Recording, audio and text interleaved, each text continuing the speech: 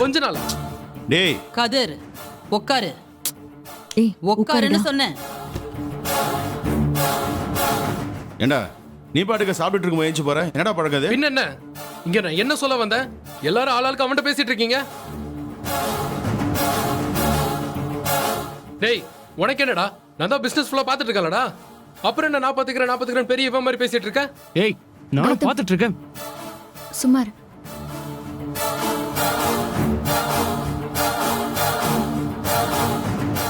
கதிர், அம்மா எதா இருந்தாலும் கோவப்படாம பேசு. என்ன சொல்லணும் உனக்கு? சொல்லு. நம்ம அன்னபூர்ணி குரூப்போட ஸ்டேட்டஸ் மறுபடியும் சரியாகிறதுக்கு நான் ஒரு சூப்பர் ஐடியா வச்சிருக்கேன். Real estate owners association election வருது. அதுல நான் நிக்கலான் இருக்கேன்.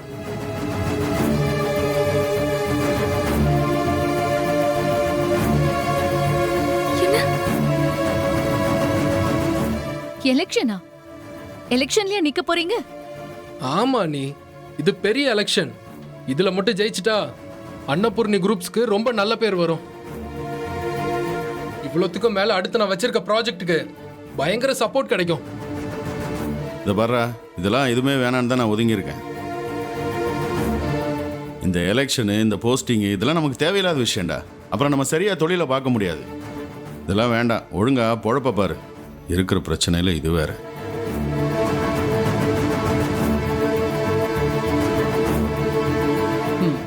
ஏங்க, கதிர் சொல்றதும் கரெக்ட் தானே? நம்மள வீக்கான ஆளுங்கன்னு யாரும் நினைச்சிடக்கூடாது. நம்ம பவரையும் காமிக்கணும்ல.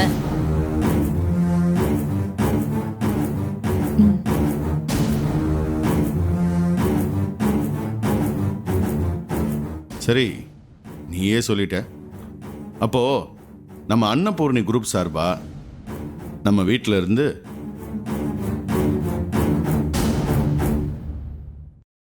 கௌதமே நிக்கிட்ட.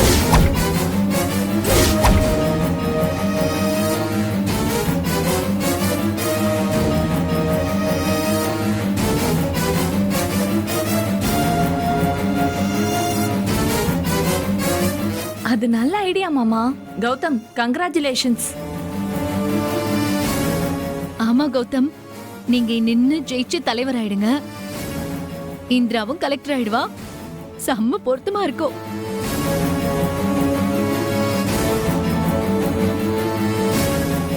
அப்பா, நான் சொல்றேன் தப்பா நினைச்சுக்காதீங்கப்பா. எனக்கு இதெல்லாம் வேண்டாம்ப்பா. இந்த எலெக்ஷனு, இந்த பொறுப்பு அதெல்லாம் வேண்டாம்ப்பா. இதெல்லாம் யோசிச்சா பிசினஸ் பார்க்க டைம் இருக்காது. அதுவும் இல்லாம கதிர் தானப்பா நிக்கணும்னு ஆசைப்பட்டான். அவனே நிக்கட்டும்.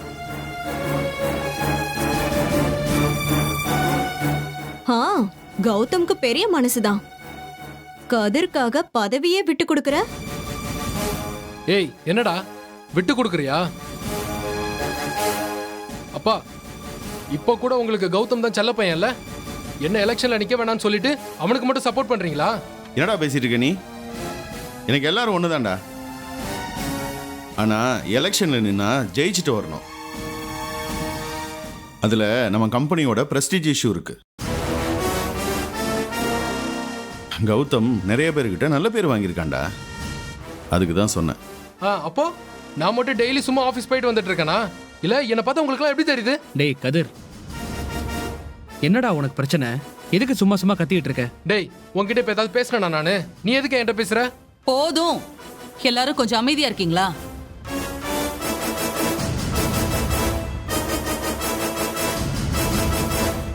என்னங்க, கதிர் தானே முதல்ல கேட்டான்.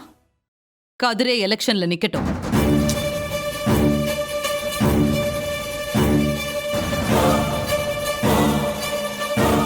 அவனும் காவியா குழந்தைன்னு ரொம்ப டிப்ரெஷன்ல இருக்கான்.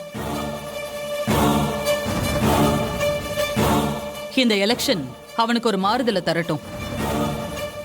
அவனே நிக்கட்டும். தேங்க்ஸ்மா.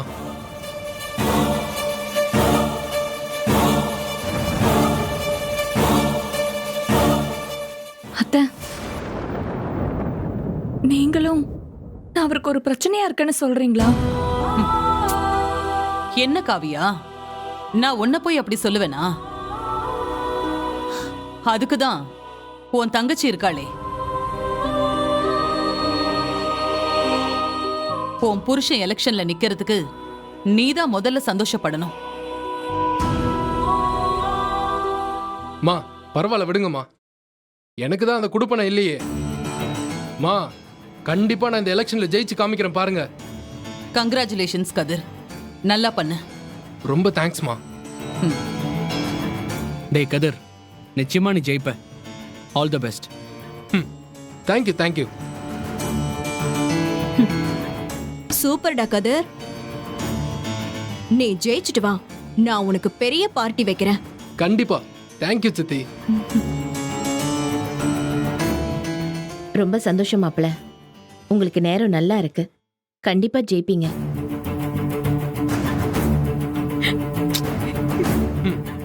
ஆமாத்த, தோ உங்க பொண்ணுகிட்ட இருந்து தள்ளி இருந்தாலே எனக்கு நல்ல நேரம் தான்.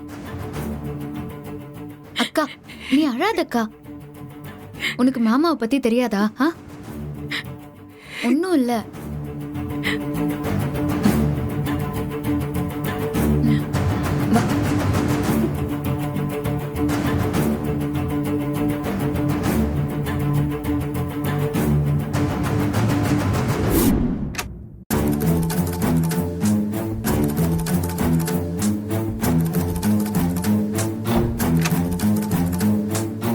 கௌதம், அந்த ராகினி அத்தையும் கதிர் மாமாவும் காவியா அக்காவை நல்லா டென்ஷன் பண்ணி விட்டுறாங்க. நானே குழந்தை உயிரோட இருக்குங்கிற உண்மையை சொல்ல முடியாம தவிச்சிட்டு இருக்கேன் கௌதம். அக்கா சொல்ற உண்மையை யாருமே நம்ப மாட்டேங்கிறாங்க. அது உண்மைதான்னு என்னாலையும் எதுவுமே சொல்ல முடியல. எனக்கு அப்படியே அப்படியே என்ன பண்றதுன்னே தெரியல கௌதம். நீ உட்காரு இந்திரா, முதல்ல உட்காரு. உட்காருங்கிறேன்ல.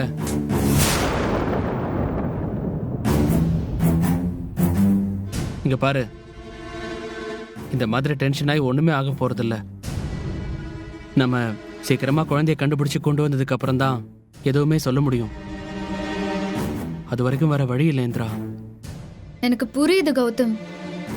அது வரைக்கும் அக்காவை எல்லாரும் பைத்தியக்காரி மாதிரி தானே பாப்பாங்க. நான் அதெல்லாம் பொறுத்துட்டு தான் போகணுமா?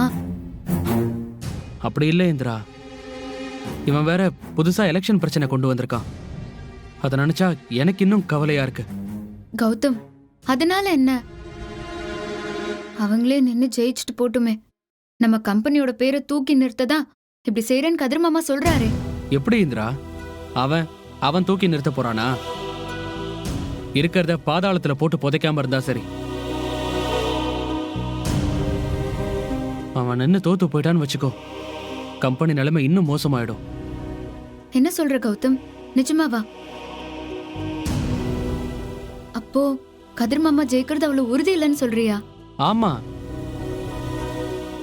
நம்ம கம்பெனியோட குட்வில் வச்சு ஜெயிக்கலாமே தவிர அவன் தனியா நின்று ஜெயிக்கிறது ரொம்ப கஷ்டம்.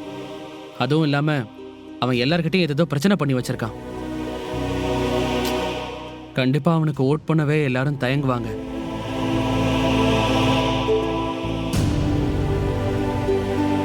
இரு, இப்போ எதுக்கு இவ்ளோ டென்ஷன் ஆகுற? இங்க பாரு, எவ்வளவு வேர்த்து போயிருக்கு பாரு.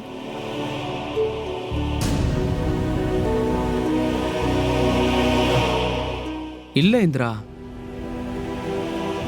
இதெல்லாம் எங்க அப்பாவுக்கு புரிஞ்சுதான் அவர் வேணான்னே சொன்னாரு. அதுக்குள்ள அவன் எதோ பேசி அம்மாவை சப்போர்ட் பண்ண வச்சுட்டான். இது வேற அம்மாக்கு புரியவே மாட்டேங்குது. சரி, இப்ப நீ டென்ஷன் ஆகாத கௌதம்.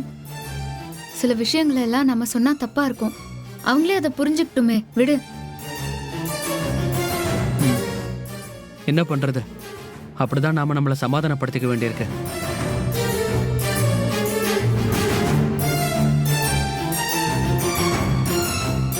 கௌதம், நீ இவ்ளோ தூரம் கவலைப்படாத. நல்லவங்களை நிறைய சோதிக்கிற கடவுள் கண்டிப்பா அவங்களுக்கு வெற்றியும் நிறைய கொடுப்பாரு. அதனால இத அப்படியே விட்டுட்டு நீ உன் வேலையை பாரு. ஓகே?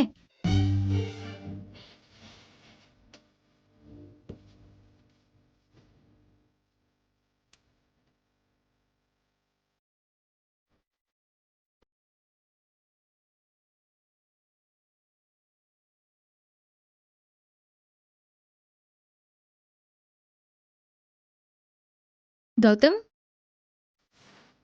இந்த மாதிரி முத்தம் கிடைக்கும்னா எவ்வளவு சோதனை வேணா பார்க்கலாமே.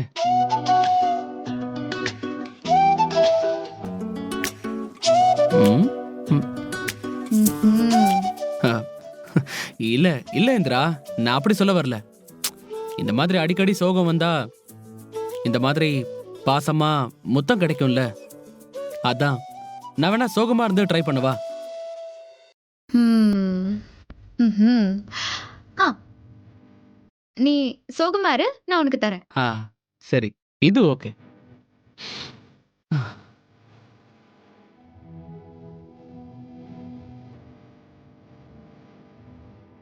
முத்தம் வேணுமா? முத்தம் ஏய், முத்தம் இந்திரா, வேணுமா? முத்தம் வலிக்குது இந்திரா. ஆ, ஏய், கேப்பியா நீ? வேண்டாம், நான் சும்மா சொன்னேன். லூசு.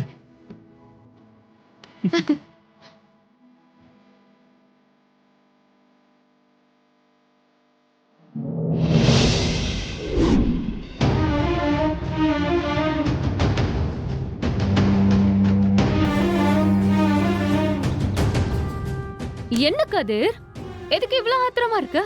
ரோஷி, தெரியாத மாதிரி நடிக்காத. உன்னை யார் வீட்டுக்கு வர சொன்னது? ஒரு வார்த்தை என்கிட்ட கேட்க மாட்டியா? நீ பாட்டுக்கு வீட்டுக்கு வந்து கலாட்டா பண்ணிட்டு போயிட்ட. ஏன் ரோஷி இப்படிலாம் பண்ற? என்ன கதிர், இதுக்கு போய் இவ்ளோ கோவப்படுற? நான் உன்னை பார்க்க வரக்கூடாதா? உனக்கு மண்டையில கொஞ்சம் கூட அறிவே இல்லையா? சீரியஸ்னஸும் தெரியல. நீ பண்ணது எவ்வளவு பெரிய முட்டாள்தனம் தெரியுமா? நாங்க நிலைமையை சரி பண்ண எவ்வளவு போராடிட்டு இருக்கேன். எல்லாம் சரியாச்சுன்னு நினைக்கிறப்ப நீ வந்து மொத்தமா கெடுத்துட்ட. என்ன கதிர், அறிவு இருக்கா இல்லையான்ற அளவுக்கு திட்டுற? எனக்கெல்லாம் அறிவு நிறையவே இருக்கு.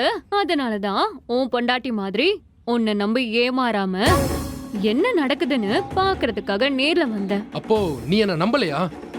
நான் உன்னை நம்ப தயாராலாம் இல்ல கதிர். ரோஷி, நீ பேசுறது கொஞ்சம் கூட நல்லா இல்ல. நான் உனக்காக எவ்வளவு பெரிய ரிஸ்க் எடுத்துட்டு இருக்கேன் தெரியுமா? என் ஃப்ரெண்ட்ஸ் கிட்ட ஏமாத்துறேனா அது கூட எதுக்காக? உன்னை கல்யாணம் பண்ணிக்கணுங்கிற ஒரே நோக்கத்துக்காக தானே. இந்த சின்ன விஷயம் கூட உனக்கு புரியலையா? நீ என்ன புரிஞ்சுக்கிட்டது அவ்வளவுதானே ரோஷி? நீ இப்படி பேசும்போது பாவமா தான் இருக்கு. ஆனா உன்னை எப்படி நம்புறது? நீ எப்ப பார்த்தாலும் உன் ஸ்டாண்ட மாத்திக்கிட்டே இருக்க. அது மட்டும் இல்ல, எனக்கு உன் பொண்டாட்டி காவியாவை பார்க்கணும்னு தோணுச்சு. அப்புறம் பொழுதுக்கும் அக்கா அக்கான்னு முட்டு கொடுத்து உன்னையும் என்னையும் பிரிச்சாலே அந்த இந்திரா, அவங்க ரெண்டு பேரையும் பார்த்து நான் வந்துட்டேன்னு சொல்லணும்னு தோணுச்சு. அதான் வந்தேன். ஆமா, இப்ப இதான் ரொம்ப முக்கியம்ல. ஆமா கதிர், முக்கியம்தான். அந்த இந்திராவால தானே நான் ஊரை விட்டு உன்னை விட்டு 6 மாசம் பிரிஞ்சிருந்தேன். அதான் குழந்தை இறந்து போய் சோகமா இருக்க அந்த மூஞ்சிங்களெல்லாம் பார்த்து நக்கல் அடிக்கணும்னு எனக்கு ஆசையா இருந்துச்சு. அதான் வந்தேன். அதுக்கு போய் நீ இவ்ளோ டென்ஷன் ஆகுற? ஐயோ ரோஷி, நீ என்ன இவ்வளவு அலட்சியமா பேசிட்டு இருக்க? ஆல்மோஸ்ட் காவியாவை பைத்தியம்னு சொல்லி அவ அம்மா கூட அனுப்புற முயற்சியில இருக்க. கூடிய சீக்கிரம் அனுப்பிடுவேன். அப்புறம் நம்ம பாட்டுக்கு சென்னையில நிம்மதியா இருக்கலாம் நான் நினைச்சிட்டு இருக்கேன். நீ வந்து மொத்தமா எல்லாத்தையும் கெடுத்துட்ட. நீ ரொம்ப ஈஸியா சொல்லிட்ட. நீ நினைக்கிறதெல்லாம் அவ்வளவு ஈஸியா நடந்துராது. ஏன்னா உன் பொண்டாட்டி கூட இந்திரா இருக்கா. அவ அவ்வளவு சுலபமாலாம் அவ அக்காவை விட்டு கொடுக்க மாட்டா. அவளையே நான் அள வச்சுட்டேன்னா பாரு. நீ என்ன பத்தி யோசிச்சு பாரு. நான் காவியாவை பண்ற டார்ச்சர்ல என்ன பண்றதுன்னு தெரியாம இந்திரா முழிச்சிட்டு இருக்கா. நான் இந்திராவே சமாளிச்சிட்டேன், அது தெரியுமா? பெருசா பேச வந்துட்டேன். ஐயோ ஐயோ, நீ நிஜமாவே முட்டாள்தான் கதிர். நீ இந்த அளவுக்கு இந்திராவை சாதாரணமா நினைச்சிட்டு இருந்தா நம்ம நினைக்கிறது நடக்கவே நடக்காது.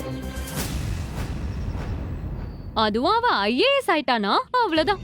அதுக்கு தான் நான் வேற பிளான் வச்சிருக்கேன். வேற பிளானா? ஆமா, வலிமையான எதிரியை எதிர்க்கணும்னா அதுக்கு இன்னும் நம்ம ஸ்ட்ராங்கா இருக்கணும். அப்படி நம்மளால இருக்க முடியலன்னா ஸ்ட்ராங்கா இருக்க ஆளுங்களோட பார்ட்னர்ஷிப் வச்சுக்கணும். சோ அதுக்காக நமக்கு ஒருத்தர் இருக்காரு. அவர் சொல்ற பிளான் படி தான் நம்ம செய்ய போறோம். புரியல. புது பார்ட்னரா? நீ என்ன சொல்ற? அதோ அங்க வரார் பாரு, அவர்தான்.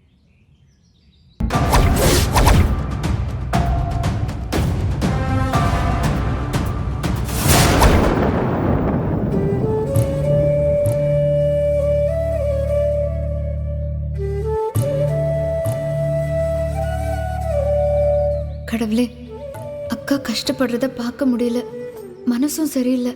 அதான் உன்னை தேடி வந்திருக்கேன். நீதான் இதுக்கு நல்ல வழியை காட்டணும், எனக்கு தைரியத்தை கொடுக்கணும். ஒரே குழப்பமா இருக்கு.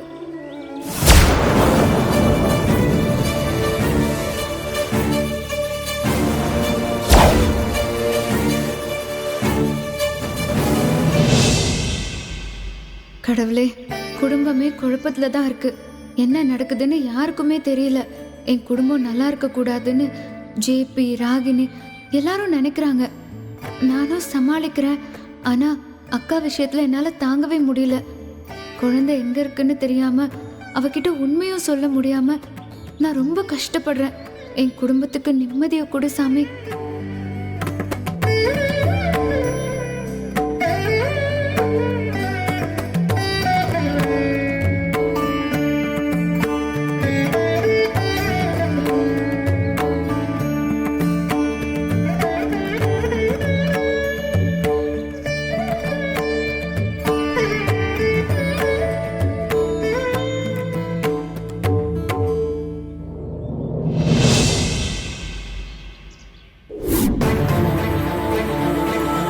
நல்லா யோசிச்சு பார்த்தா கதிர் மாமா தான் எல்லாத்துக்கும் காரணமா இருக்காரு.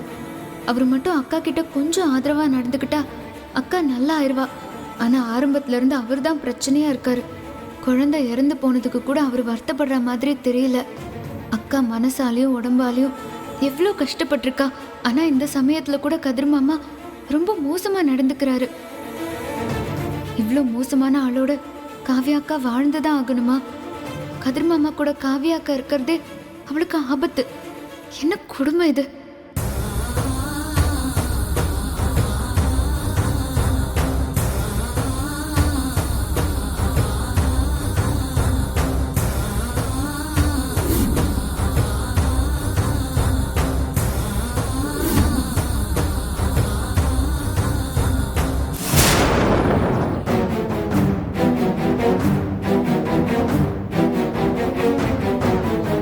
இந்திரா ஏன் தனியா உட்கார்ந்துட்டு இருக்க?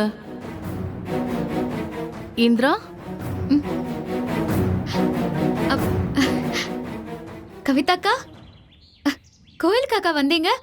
வாங்க உட்காருங்கக்கா. என்ன இந்திரா தனியா வந்து உட்கார்ந்துட்டு இருக்க? அதெல்லாம் விடுங்கக்கா. நம்ம மகளிர் உதவிக்குழு எப்படி போகுது? சுபாக்கா தலைவியா வந்ததுக்கு அப்புறம் எங்க வீட்ல இருக்கிறதே இல்லையே. அங்க வேலையே ரொம்ப சரியா இருக்குன்னு சொன்னாங்க. ஆமாமா இந்திரா, சுபா மேடம் ரொம்ப திறமையானவங்க. எங்களை நல்லா கைட் பண்றாங்க. நல்லா போயிட்டு இருக்கு. அப்படியா? ரொம்ப சந்தோஷம்க்கா.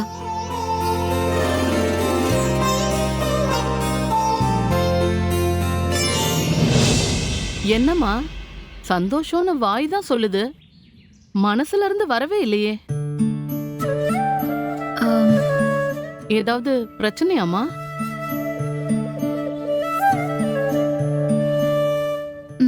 ஆமாக்கா, அதான் நிம்மதி தேடி கோயிலுக்கு வந்தேன். என்னம்மா எல்லாருக்கும் நல்லது நினைக்கிறவளாச்சே, நீயே கலங்கி நின்னா பாக்குறதுக்கு கஷ்டமா இருக்கே. என்னக்கா பண்றது? நமக்கு ஒரு கஷ்டம்னா நம்மளால தாங்கிக்க முடியும். ஆனா நமக்கு பிடிச்சவங்க கஷ்டப்பட்டாங்கன்னா நம்மளால தாங்கிக்கவே முடியாதுல்ல. ஆமா, குடும்பத்துல எக்கச்சக்கமான குழப்பம். அதான் ஒரு மாதிரி ரொம்ப கஷ்டமா இருக்கு. என்ன இந்திரா, உனக்கு தெரியாதா? வீட்டுக்கு வீடு வாசப்படி. எந்த குடும்பத்துல பிரச்சனை இல்லைன்னு சொல்ல? அது உண்மைதான்க்கா, இல்லன்னு சொல்லல. ஆனா தீர்வு மட்டும் கண்ணுக்கே தெரியலையே. கெட்டது செய்யறவங்க எல்லாம் நம்ம கண் முன்னாடி நல்லா இருக்காங்க. நல்லதே நினைக்கிற ஏன் அக்கா எல்லாம் அவ்வளோ கஷ்டப்படுறாங்களே. இந்த சாமிக்கு கண்ணே இல்லக்கா. ஐயோ, கோயில உட்காந்துக்கிட்டு அப்படியெல்லாம் சொல்லாதம்மா. நீ போய் உன் குறைய கடவுள்கிட்ட சொல்லு. கண்டிப்பா கடவுள் காப்பாத்துவாரு. நானும் அந்த நம்பிக்கையில தாங்க வந்திருக்கேன். பிரச்சனைங்க அதிகமாக அதிகமாக எனக்கு நம்பிக்கையெல்லாம் குறைஞ்சிட்டே போகுது. அதெல்லாம் தப்பு இந்திரா. இப்பதான் நாம நம்பிக்கைய கெட்டியா புடிச்சுக்கணும்.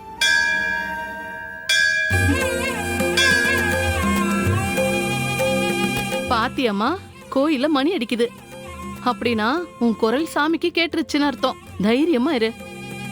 ஆமாக்கா, கோயில் மணி அடிச்சா அது நம்மள தைரியமா இருன்னு சாமி சொல்றதா என் அம்மா சொல்லுவாங்க.